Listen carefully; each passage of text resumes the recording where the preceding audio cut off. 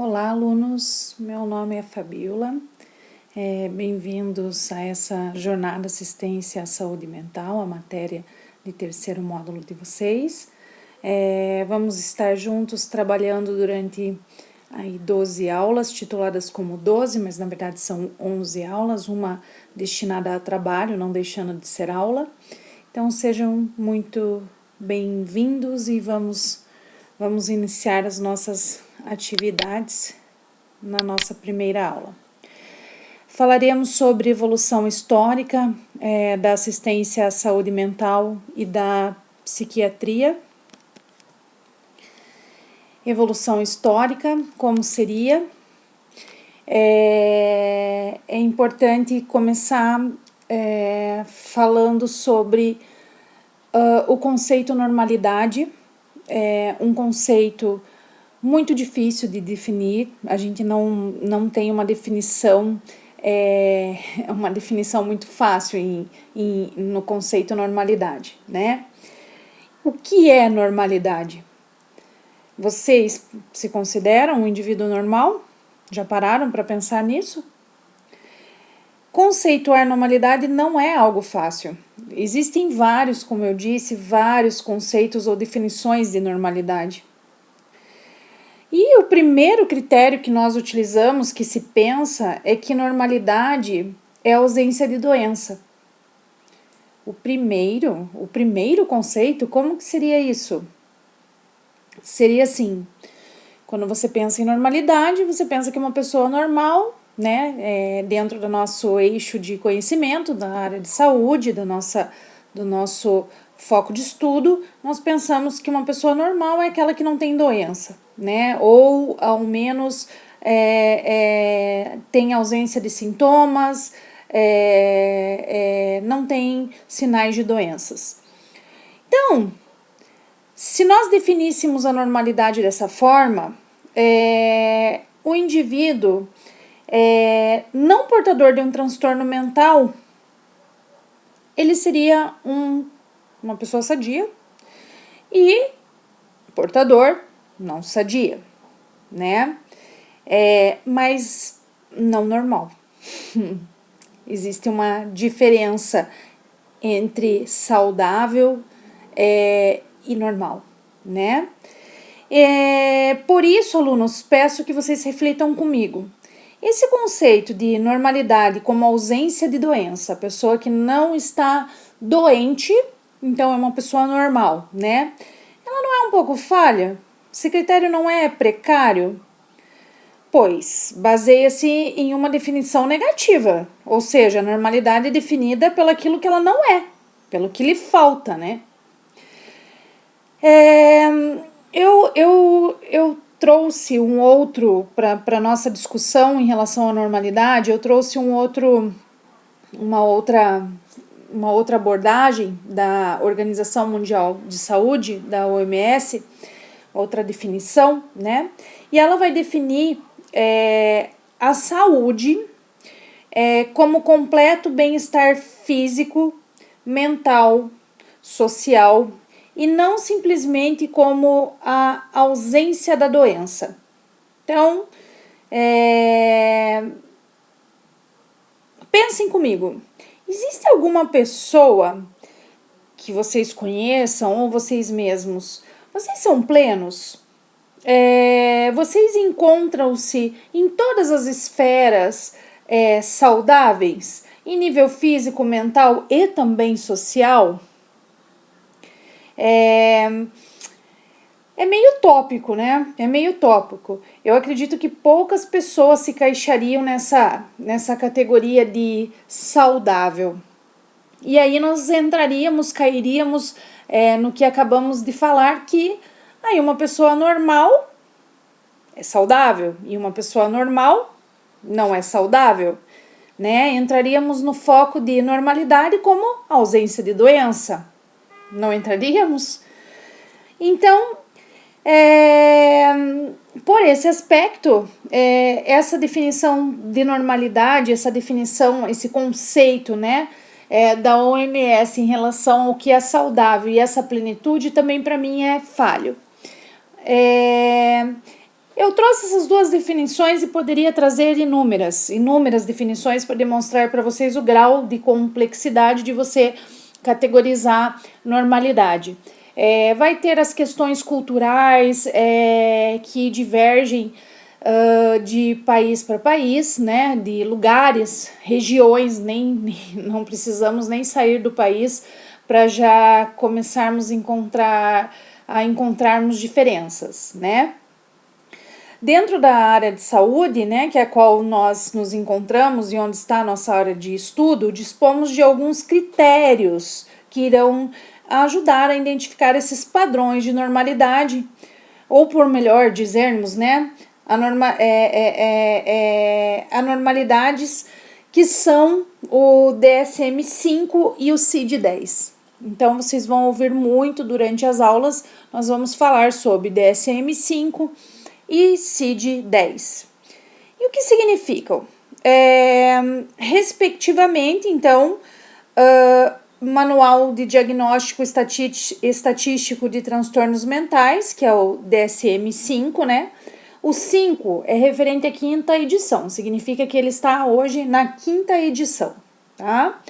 E o CID é Código Internacional de Doença e o 10 funciona como funciona o 5 para o DSM. O 10 é que o CID, né, o Código Internacional de Doenças, ele está na 10ª edição.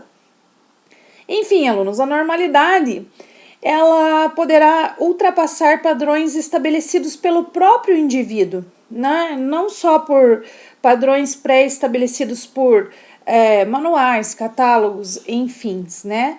É preciso também tomar muito cuidado com rotulação, nós temos que tomar cuidado para não existir a rotulação do indivíduo. Mas entenderam que normalidade é algo muito complexo, né? Dentro da área da saúde e nós temos que ir delineando isso aos poucos, tá? Vamos passar agora a outro termo utilizado, alguns, né, que nós utilizamos. Vocês estando em terceiro módulo, eu acredito que tenham escutado muito este, tá? Então, dentro da saúde, o modelo biológico versus o biopsicossocial. Eu acredito que biopsicossocial para vocês já é um termo muito utilizado, né? O modelo biopsicossocial é um conceito mais amplo, né? Ele visa estudar a causa, o progresso das doenças, e ele vai se utilizar de fatores biológicos, por isso bio, né? E quando eu falo biológicos, são de cunho genéticos e bioquímicos. Ele vai estudar fatores psicológicos, por isso o psico, né? Dentro do psicológico estão as instâncias de humor, personalidade e comportamento. Estudará também os fatores sociais, não preciso nem dizer, por isso social, mas já disse, né? Culturais, familiares, socioeconômicos, médicos, ou seja, o biopsicossocial observa o ser humano de forma holística. Vocês já ouviram falar isso, gente? Holística. Holístico é olhar o ser humano como um todo, de forma globalizada, nunca vê-lo de forma fragmentada. É um termo que também nós vamos mais para frente adentrar de forma um pouco mais profunda, tá? E esse termo biopsicossocial, ele é muito mais amplo, obviamente, muito mais complexo que o biológico. E o biológico, ele vai se referir, ele trata a patologia somente. Nós devemos adotar o modelo completo no nosso manejo, no nosso trato, né, na nossa praxis. Então, hoje o modelo mais completo é o biopsicossocial, né? Vamos ao próximo ponto. A loucura através dos séculos. Bom, vocês não esperem que eu conte uma história bonita a vocês. Até o século XX, e no Brasil, isso, assim, até a década de até a década de 80. Até a década de 80, quando começou a luta antimanicomial, as pessoas com transtornos mentais, elas passaram por muito sofrimento, muito sofrimento. Elas eram consideradas hereges pela igreja, elas eram abandonadas à miséria, elas eram abandonadas na rua ou nos manicômios, né? Os manicômios, por sua vez, na época, inicialmente, até buscavam tratar essas pessoas, inicialmente. Mas depois, com a grande demanda, foram virando depósitos humanos de pessoas indesejadas socialmente. E quando eu falo indesejados socialmente, no sentido franco da frase, pessoas que tinham até ideias controversas eram colocadas em manicômios, né? Então, não precisava ter transtorno, era só ter uma ideia controversa e ser minoria, né? Em meio à sociedade, ter uma ideia controversa, uma ideia que chocasse os demais, que era levado até o manicômio, tá? E aí, como que foi acontecendo? Do lado de cá, né, no mundo ocidental, a loucura passou a ser vista como doença só no final do século XVIII, principalmente na França. Acho que vocês até já conseguem dar um palpite o porquê. Se alguém pensou, né, no Pinel, acertou, porque quem nunca chamou um manicômio de Pinel, né? Eu já escutei e escuto várias pessoas ainda, os mais antigos, obviamente, se referirem a lugares, instituições, que hoje nós não temos diante da reforma trabalhista, mas referiam-se como Pinéis, né? Ah, vai para o Pinel, né? Philippe Pinel, ele desacorrentou os loucos em Paris, ele que começou esse movimento aberto, e é o pai da psiquiatria, tá? Aqui no Brasil, o Hospital Colônia de Barbacena, se vocês quiserem, vocês podem até pesquisar, eu não posso me estender. Ele foi fundado em 1903, ele tornou-se símbolo e combustível para a luta antimanicomial, devido às condições desumanas que eram aplicadas lá nesse local. Eles levaram, lá morreu mais de 60 mil pessoas, isso que eu disse, 60 mil pessoas. Então, meus caros alunos, até essa população ter os seus direitos assistidos, né, por intermédio da reforma, muitos foram sacrificados, e isso é muito triste. É muito triste, foi um caminho muito árduo, e muitos foram sacrificados, né? Aqui tem a sugestão de um filme para vocês, Nise, O Coração da Loucura. É um filme nacional. É uma dica bem bacana, não vou dar spoiler, eu prometo, que eu sou boa nisso, mas eu não vou dar. Eu só quero deixar vocês curiosos. Ela foi uma psiquiatra alagoana, e ela lutou muito para trazer a humanização no tratamento com esses pacientes de transtorno mental.